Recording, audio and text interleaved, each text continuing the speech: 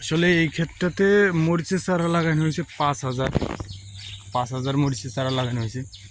মরিচ আমরা 4-5 বার এটা থেকে উত্তোলন করছি। মরিচ দেখেন কি পরিমাণে মরিচ ধরে রাখছে। একটা গাছে 1 কেজি করে মরিচ একবারেই হয়। অনেক বড় সেট এটা। এটার উপরে আবার এই মার্কিসা নামে একটা ফল আছে, মার্কিসা ফলের গাছ লাগানো হয়েছে। এটা বড় হয়েছে, মোটামুটি আর 2 মাস পরে এটার ফলন আসবে। অলরেডি ফলন আসছে, আমি দেখাচ্ছি। সেটা হলো এই দেখেন, এই যে ফলন আসছে।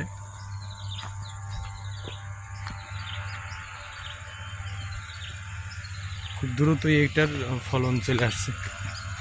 গাছের গ্রোথও খুব ভালো,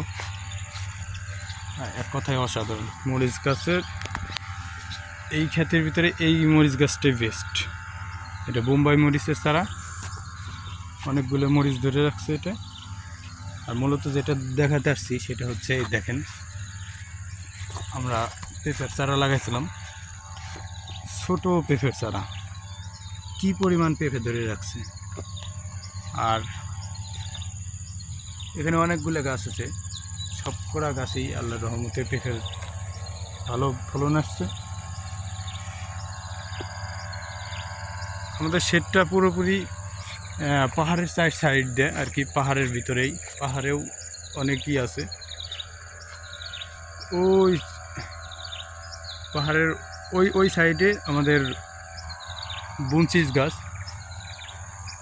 আর এখানে হচ্ছে আমরা শেডে ঢুকতে গেলেই এটা আমাদের মরিচের শেড।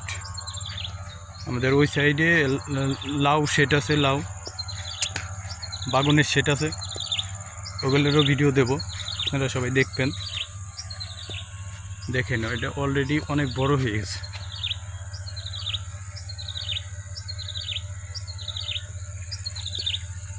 মার্কিস যখন ধরে তখন এই উপরে যে টালি দেওয়া হয়েছে এটা আসলে নেমে আসে, অনেক ফলন আসে, অনেক।